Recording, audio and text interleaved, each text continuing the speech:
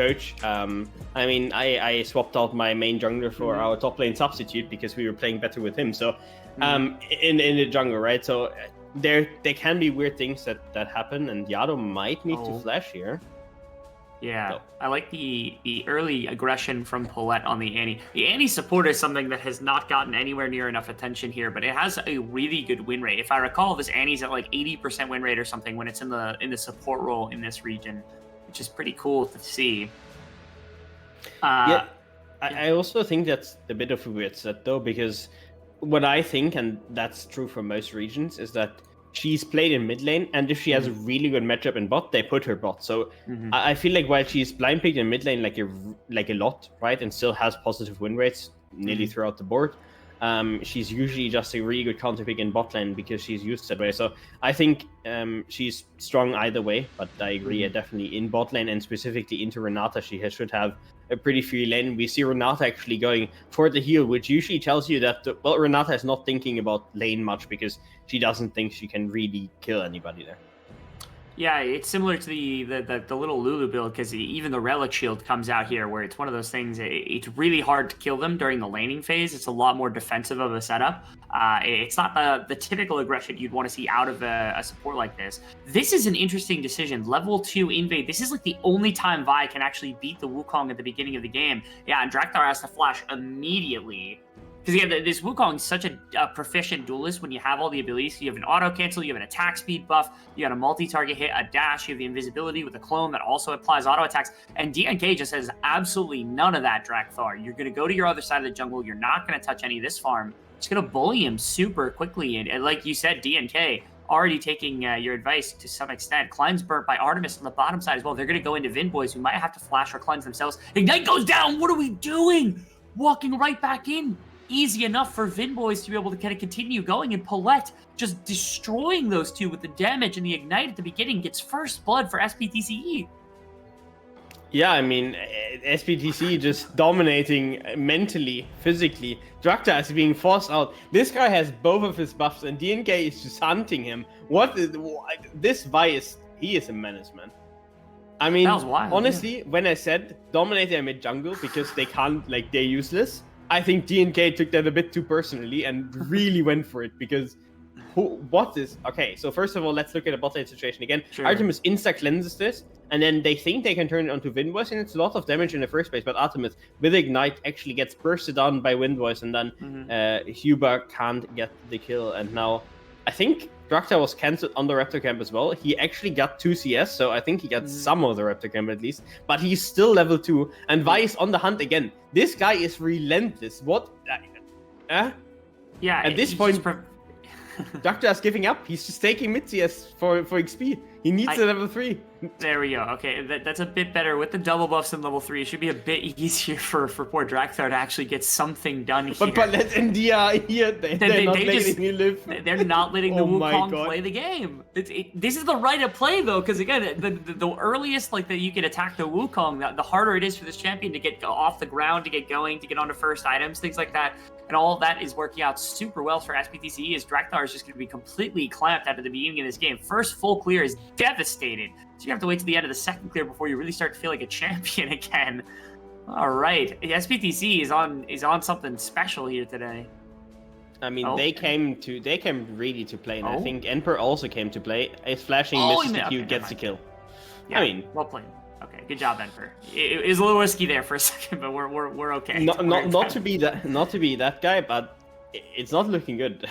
And it's just looking like a player diff, honestly. Like, the draft doesn't give this. Like, we saw that DNK was doing that entire sequence where he ran down enemy jungle without top and bit prio. Like, Yado had push, Pan had push, it didn't matter. They couldn't move, because if they move, they lose too much on their lane. So they literally had to leave their jungle out to dry. And now DNK is just gonna start this early Drake, and there's nothing really Wukong can do, because he needs to clear his own jungle. He needs to get back into the game.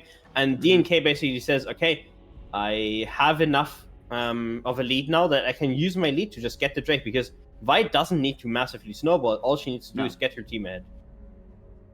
It's been a great start. DNK has been playing like a man possessed in the last couple of weeks of play. In fact, SBTCE, I guess so far as to say, they have looked great. Their series against Cam was probably the most competitive that we've seen literally all season. So if they're finding their power spike as a squad right now is the perfect time to do it.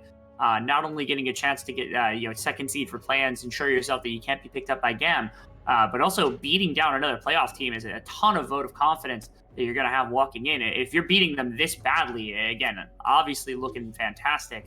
As Draktar finally gets a little bit of recompense, he grabs up the Raptor Camp away from the Vibe, but that wasn't even a reset Raptor Camp because I don't think DNK ever touched it. That was a first that was the first iteration of Raptor. So this is not being that much golden experience taken away. It's something, but again, Draktar would have wanted more. Yeah, and it's 1.5k gold lead while there's another fight in bot. Artemis is going aggressive.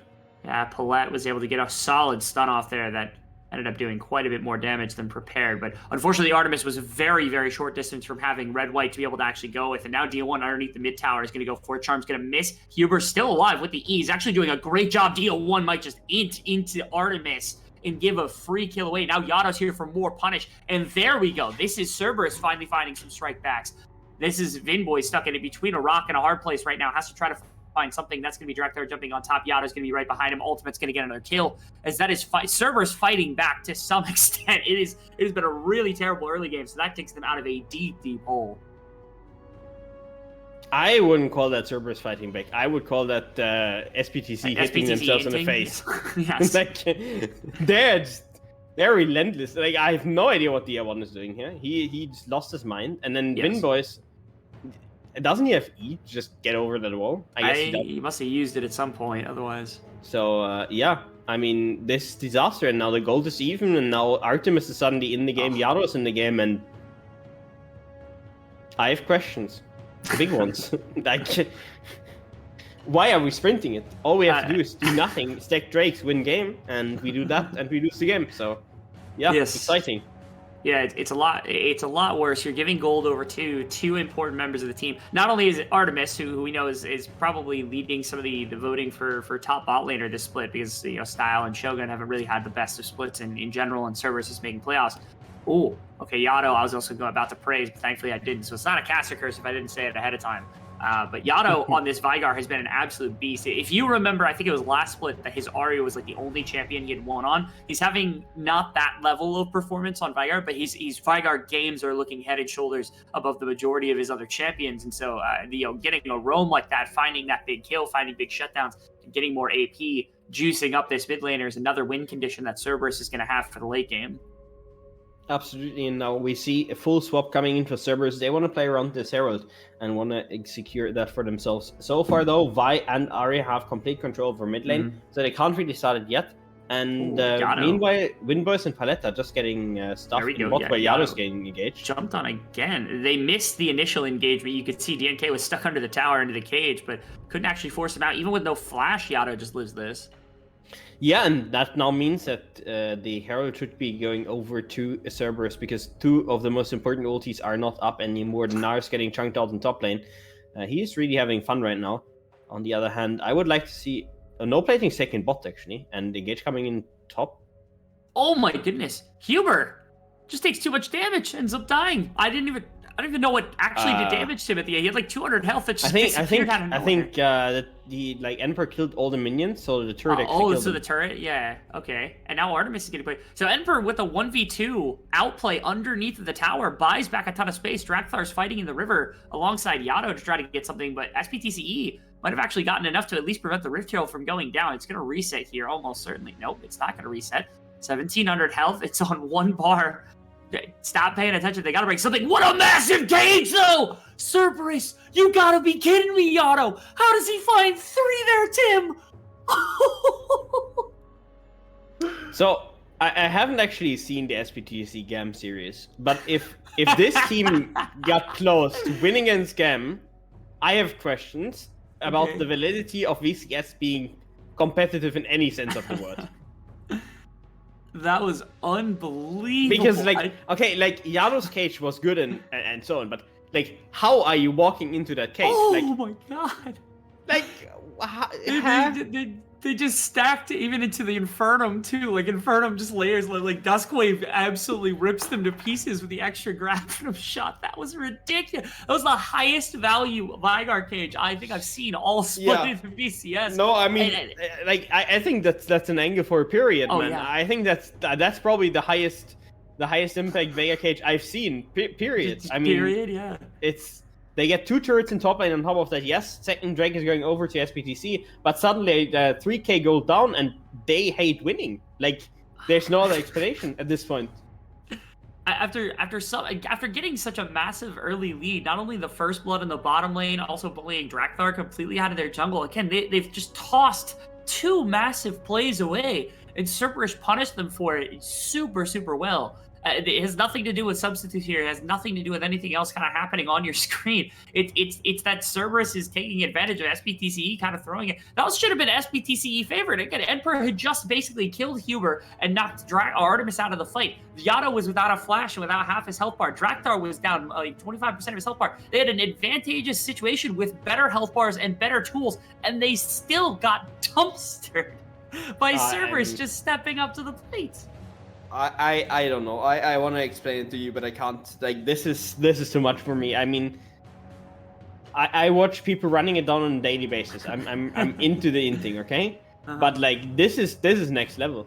I've not seen that on this level, because like I felt like every proactive decision after the early invades that SBTC did just backfired massively, and they like every proactive decision just ended up being kills given over, and I think that might continue with another engage from DNK. Okay. DNK gets onto Artemis. Ultimate gets popped here by Huber to help heal. That's going to be Annie's ultimate kind of paused as well, but it's not even a stun that's going to end up going down as Vinboys versus Artemis 1v1. That's an ultimate coming in from Pun, who's going to get stopped up by DNK. Jokta's who's coming from the flank. Now here comes Drakthar as well, trying to find Vinboys. That's going to be a flash away for Vinboys, who's going to be able to get away. That should be DNK's life thrown to the wolves as Cerberus again finds something. Now, Dio1 did find the roam of Yato. The flash gets him back to the Honeyfruit and avoids the second half of the Q, which might have been a death sentence. There's the Event Horizon, forces the flash out of Dio1, and now Drakthar wants to try to find him. Isn't going to chase, doesn't have flash, just going to walk away. Instead, it's still 2 kills here, or a kill coming over from the side of Cerberus. I mean, how does this keep happening? Like, I really didn't want to be the guy, but I kind of called it. Like, this looked bad because, like, going for those bot plays is really hard to do when you don't have mid prio. Drakthar was actually bot side. Mid prio was over to Yato, so the Ahri couldn't be first in the move, which means that you're probably getting outnumbered in bot lane. Now engage onto Drakthar. Yeah, he's in the middle of the jungle. He's still chasing down Dio1 for whatever reason, even though Yato is back. And it gets punished by DNK, who is on the return after dying in the bottom side. Now DNK is going to be able to counter farm some additional jungle, maybe get the level lead back to being even. Again, DNK was able to bully him out early. Some of the plays in the meantime have been like, it's led to Drakthar being 4-1, so the advantage makes sense.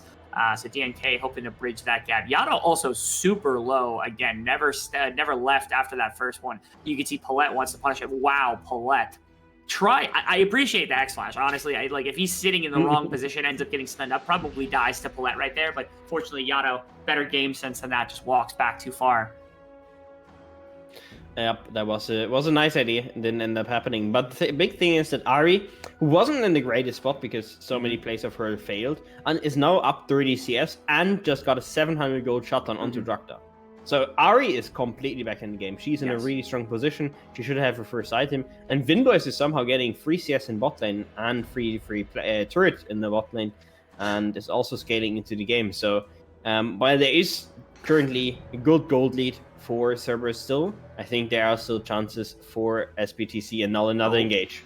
Okay, ultimate once again popped here by Huber to try to peel for Artemis, but he's not going to be able to get out of this one. Ultimate popped, and he's going to drop Moonlight Vigil, which basically does nothing to poor DNK. Ooh, tanks that ability. Drakthar now running after Emperor. Pun also joins from the side, but it's not going to end up finding anything. That's a Tibbers to be able to find the stun. A big Q from DNK. Maybe they can actually find more. If the Charm ends up landing, they actually get Chain CC down onto Pun, and Pun just dies as well after running in from the side, trying to help out somebody. DNK is in a little bit of threat right there. I was terrified that was going to happen. TP into mid lane from Yato as well, just to make sure that the defense of this tower is complete. But again, plays back and forth between these two Vin boys, get a freely farm on the bottom side, grab this first turret of the game, or second turret of the game, my apologies. And it's SBTC getting themselves out of another bad situation that they kind of forced themselves into after these early game plays. Yeah, and finally plays start working, both, of course, the first play in bot and now this play, where they are able to get something back, and now finally also in the game DNK gets a shutdown. Really important for him to keep snowballing on the Vi, because if you fall behind as a Vi, you're just really squishy, you can't kill anybody, and it's really rough. But with the advantage over Draktar, he can really keep the pace of the game high and snowball the game for his team. And now I'm expecting on the next Vi ultimate to see another engage, or we're just splitting. So one team is taking the Drake, one team is taking the Herald. First Drake over to Cerberus, which means the Drake stacking, which would have been a Mountain Soul, is also stopped for now.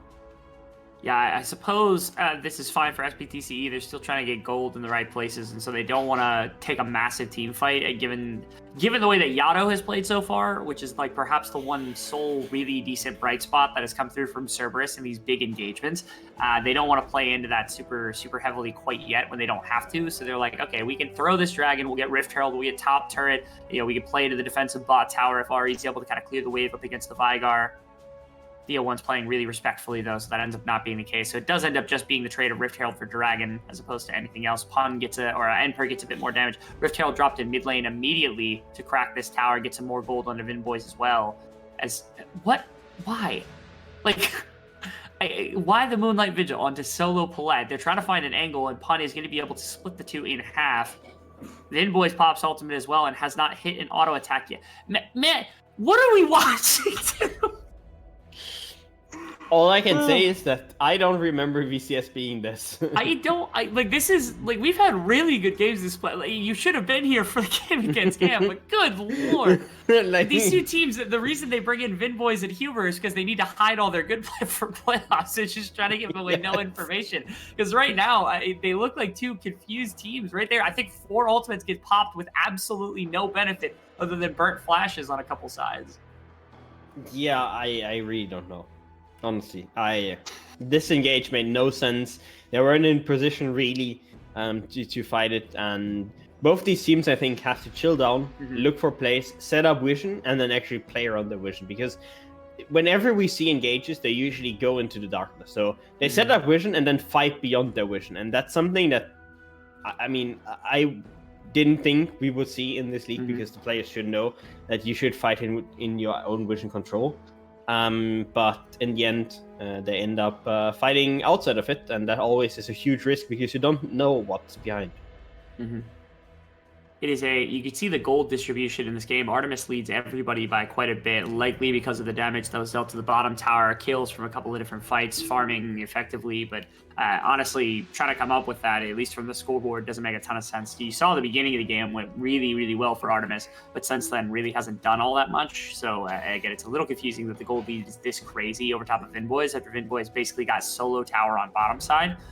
Nonetheless, also has gone for double cloak, prior to buying up the Infinity Edge, which I'm certain is probably going to be the second buy here to be able to do quite a bit more damage to DO1 Vin boys on the front side of a fight. Just trying to, get themselves in fighting shape much faster than normal. It's a blue buff steal in the face of Draktar, in the face of Yato.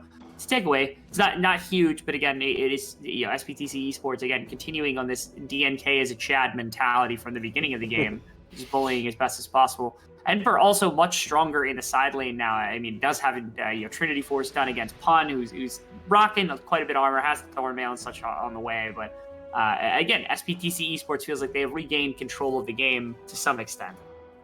Yeah, they definitely have the control for now. They're able to invade here and there. They're able to play a bit aggressive, but now Emperor has to really be careful because there's the entire family of Cerberus coming to kill him, and I think he's dead. That's a great question. I mean, the angle is only for Drakthar here more than anything else. E doesn't get him over the wall. Flash does get him over the wall. And that's that. I think Drakthar ends up following with Flash for nothing. Unfortunately, it is Flash for Flash, so it's a little harder to utilize than our ultimate. That is at least a takeaway. But now the Wukong, Cyclone's going to have a lot less kind of juice to it in comparison. So a little easier, in my opinion, to be able to utilize. You just press Cyclone after WEing or EWing, whatever the case is in the midst of a team fight. And the Gnar ultimate's a lot more kind of transparent because all you're doing is jumping in now. but it is just flash for flash when you consider the grand scheme of things. So it's nothing too crazy. Next few minutes, fighting's probably not going to be all that active anyway, so both ultimates should be back up for this fight around the Mountain Drake. As you can see, resets coming through from both teams, preparing to set up that Drake. The Ahri and the Gnar coming back to the map right now, trying to get priority on mid lane and bot lane so they can look for that dragon. And there's DNK looking for a flash, and Artemis is in trouble. Just a Artemis almost is not dead. very dead Artemis. Great Moonlight Vigil with the Severum is going to keep his health high. And Vinboys, when jumping in to try to find him, gets absolutely tanked by that Vigar ultimate. The Event Horizon does nothing to lock anybody else on SBTCE down. That is a Vinboys classic right there. Going down, trying to find that kill into Artemis. Artemis was really low, but had like 400, 500 health because, again, the Moonlight Vigil gives you so much when you hit targets with it. It was able to get out the backside of the fight. Now Cerberus immediately starting up the Baron. Great play from Pun to find a big Q against multiple. And the shorted Event Horizon does not matter as Paulette's going to go down as well. It's 2 kills that they found so far. DNK forcing heal out with just a threatened Q as the Baron's still under fire.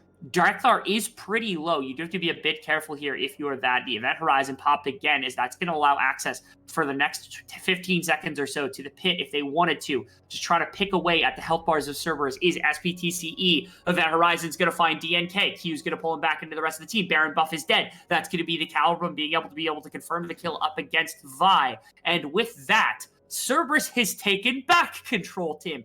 As we're not quite done with this engagement yet. TP comes behind everybody else. That's going to be Emperor putting multiple members into the wall. Now Vinboys wants to do additional damage. Nothing is going to tag on Drakthar, so no additional damage is going to get done. And I believe that should be the end of things here for the side of SBTCE, as they're walking up mid tower with the Baron buff to try to pull this. But do not think that the Dragon is off the board. They could easily walk back at that one if they really, really wanted to. SBTCE just has to watch as Cerberus runs up mid, pulls 2 towers after the Baron, and will walk away with a Dragon prize at the tail end to put them up 3,000 gold. What?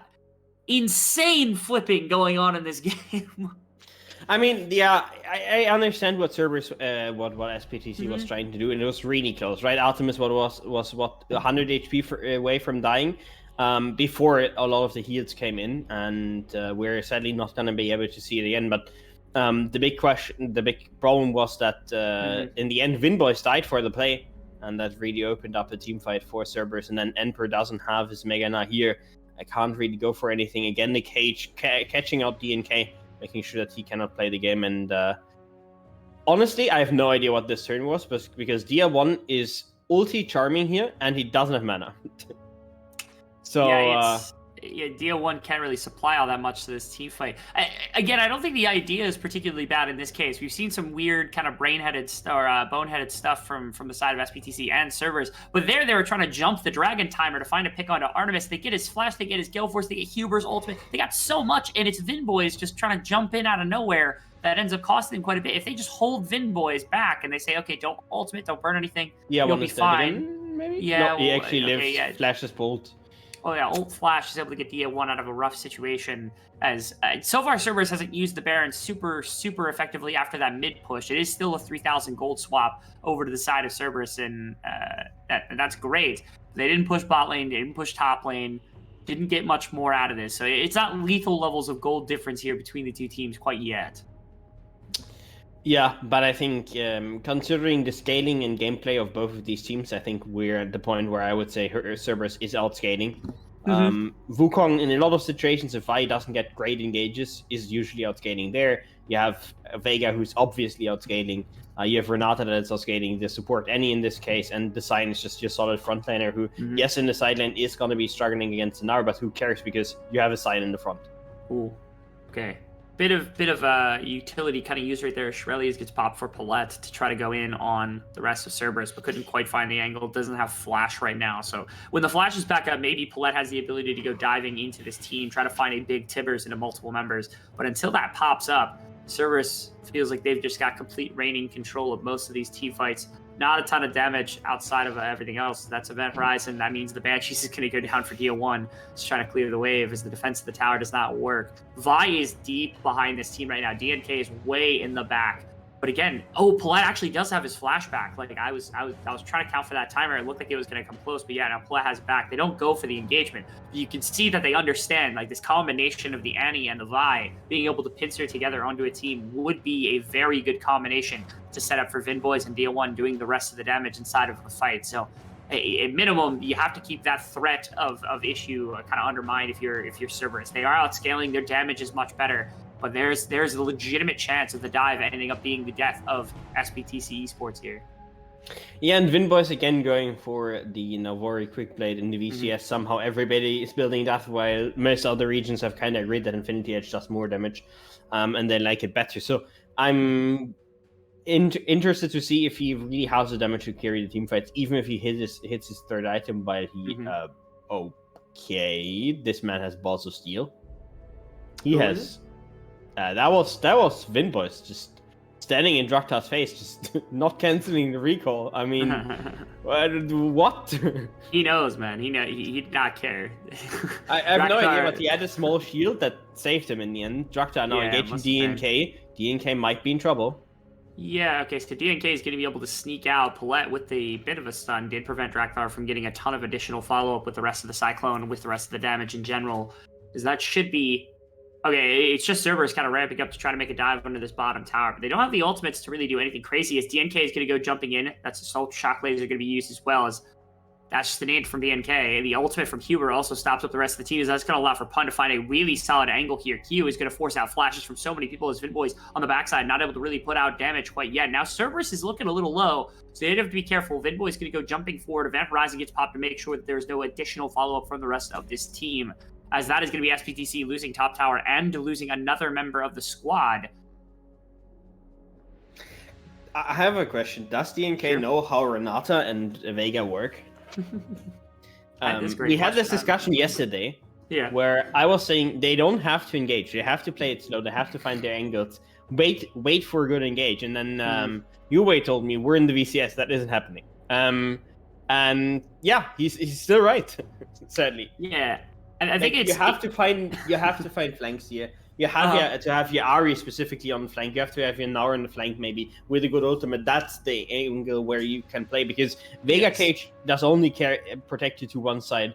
The Renata only protects you to one side. You have to find another angle. You have to find another opportunity to come from a flank, because if you don't, you're gonna get run down. Because front to back, there's no way in hell you win. And now, what seems like out of nowhere, Cerberus is going to be on their third dragon, although they are responding to the Baron instead, which is a legitimate threat. They are a little bit worried that this Baron buff would do quite a bit. Dia one or two members behind. If you start hitting this Nash, I'm so angry. Okay, that's going to be big. That's 3,000 health. That's DNK. Pony's going to arrive. That's Ari who's going to clean it up. Wow. It got way too low for comfort right there, as I think they smited it and it got down to 50 health with the Scion's W up. It would have been easy enough to actually clean up, but SBTC does get away with it, as they trade Dragon for Baron. That's going to be a bit of swap of gold. Maybe get SBTC back into this game. It was a weird decision from Cerberus, really, really tough execution from SBTCE, but they live to fight another day. I mean, yeah, they got the Nash. I was surprised that they were playing for the Nash and not for the fight, because I feel like it's the best opportunity for you to get that fight. And that's why I was so angry about Dia1 again not being on the flank. You really do not want to be grouped. This is not the front-to-back comp that you drafted. Vi, Nar, Ari, those want to flank, those want to look for different angles. Let your Annie play, let your Zeri play front-to-back, but the rest of the team needs to be on flanks. And if that doesn't happen, it's going to be a disaster all the way. So I'm gonna be interested to see. So far, I haven't really seen any good flanks from SBTC or other VCS teams. They've not really been too good about finding those angles, and I'm interested to see if maybe SBTC can find it, because if they can't, it's gonna be a really rough one. It's occurring to me right now as we come into a bit of a break. Have you had tons of competitive experience with Melio yet? Yes. Okay, this composition would have been dirty with Melio. Not to say that Renata Glask isn't, but like with the number of angles you have to cover, with the amount of like engage that you can show from different angles. Imagine that you have, because right there, Mikhail's got bought. I'm like, okay, Mikhail's plus ultimate coming through from Melio, plus the disrupt on Vi or Nars, they come jumping. It just seems like so many ways, and I wonder if Huber getting some practice time is partly due to the fact that it's very likely that Alrano P is not playing Melio, and it is very likely that Huber is playing Melio to some extent. So if we get into playoffs 13-7 and that champion's available, maybe they're thinking of playing it. Like, it is an enchanter, so it's a very, very long shot that VCS teams are practicing it in general. But if anybody were doing it, you'd think that this would be one of the players that would be doing it the most. Yeah, I mean, Melio right now is really strung together with the Lucian, specifically. It's basically, imagine Nami gives you rapid fire cannon as well. And you don't only get it for one double ult attack, you get it for 3 seconds. And imagine that the bubble is also a line skill shot instead of just like a single circle you drop on the grass. So it's a lot less skill intensive to hit. Champion's busted, by the way. So now we see that SBTC has some map control away again. They're trying to keep it. They're trying to keep their vision, and they have to do something, because if this goes to a Drake fight, I think that Cerberus is in a really good position. You have to at least get some flashes, because I think if you get engaged now, get Artemis flash, even if you trade your Vice life for it, she responds to you before Drake comes up. Then you play the Drake and Artemis doesn't have flash. I think that could be an angle here for them to suicide the Vive for Artemis flash. It would have to be now, though, because you definitely don't want DNK going down much later than this instant, because you want to keep this pushing power as much as possible. And Artemis is off map, so they clearly have some idea of what they want to do, and they need to put down enough pressure onto Artemis to actually break the flash. Because again, if it's just DNK running in, DNK is probably not sufficient of a threat on his own, especially if Renata's hanging around to actually get that one off. Now, on the opposite side, there is no summoner that is currently down here for Cerberus, but there's also none down for SBTCE, which means that, Enper's got flash for this fight. DNK is going to have flash for this fight. Paulette, importantly, is going to have flash for this fight alongside the Shirelias to get into backline. Like, if they were going to find a fight, they have enough kind of sufficient pushing power with this Baron buff. They can set up this, this jungle, this quadrant that currently DNK is walking into right now, and try to find their big flanking team fight that they have yet to be able to find in this game, because we only have a minute until the third, or the seventh dragon of the game. My apologies, as it could be, or sixth dragon. It is sixth dragon of the game. I'm doubting myself for no reason. As Cerberus wants to grab up this soul point, SBTCE really cannot let that happen. Yep, and Yado has decided for the cleanse, and I really like that decision, because the only thing that really kills is now or flash any ultimate. So he's decided to also have the cleanse. Artemis has the cleanse, and it's going to be so impossible. Naru's now on bot lane. He might have a flank angle, but all that control that you had just a minute ago is completely gone, and Cerberus has full control, and we can see it here. They're just looking for the SBTC to step in, and SBTC has to now decide what they're going to do. Are they going to run down mid lane? Are they going to try to maybe even end the game, or are we running in? And Dia1 has decided he's looking to go in, and his Banshees is already gone.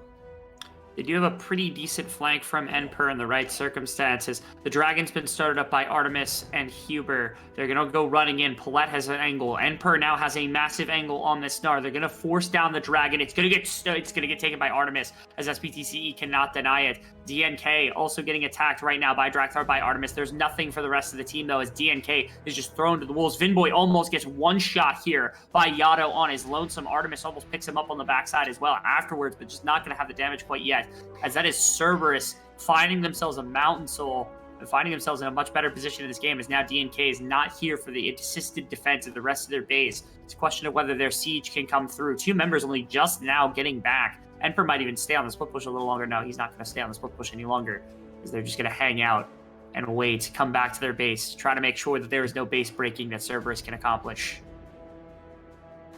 And we can see that Cerberus is actually waiting. Who's going to face Jake? Oh, Paulette is not going. Okay. Nothing. All right. Sad. But I think they were just waiting for the Nash to spawn, and they're going to rush it on spawn. And there's nothing really that SBTC can do.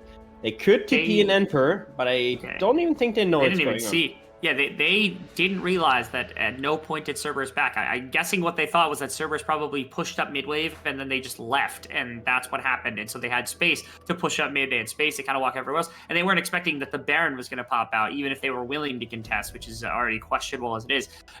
In fairness, despite the fact that Baron is a couple thousand gold normally, that bottom lane push that came through from Enper and that top lane push that actually just got finished up by Dia1, does get the gold to a negative state here. Like there are standing structures that got taken down by SBTC. So until this Baron buff does something to help set up the rest of the team, to help set up a siege into the base, Cerberus basically is down gold as a result of it. And again, the only structures remaining map are the base structures. So they really have to do some work getting in and setting up their siege around these structures. Not to say that that's not something that's possible for them. Obviously, I think the event horizon has been so filthy. You've got Renata. It should be easy enough for them to make this work. But notably, at least for the moment, it hasn't found any additional benefits. There's no one here to wave clear. Ahri's gone, Nara's gone. They're just going to let him barrel right up mid lane and grab up the inhibitor with no contest at all. Yeah, but they don't have any side wave, so they either finish on this push, or there's not going to be much happening. But Emperor is already low, has his flash out, doesn't have his Mega Gnar, so he's really in trouble. Flash. Pun's set up on the right side of the fight. That's going to be the Renata ultimate dodged out completely by the squad. Event Horizon is going to find DO1 is into the back line. That is going to be DNK who's going to find something, but the Cyclone is able to disrupt him up. And with that, I think the game is basically just over unless Vinboys can really put on some heroics. So Artemis is ripping him to pieces on this Aphelios, doing some spin moves on top of his opposition right there as Cerberus has found ways to win. It wasn't the cleanest beginning of the game, but slowly they punished SBTC's mistakes. They collected the gold that was necessary. And Cerberus, who we had seen as faulting even through the beginning minutes of this game, has put it together to take first game against the side of SBTC Esports. Yeah, and the big thing about them going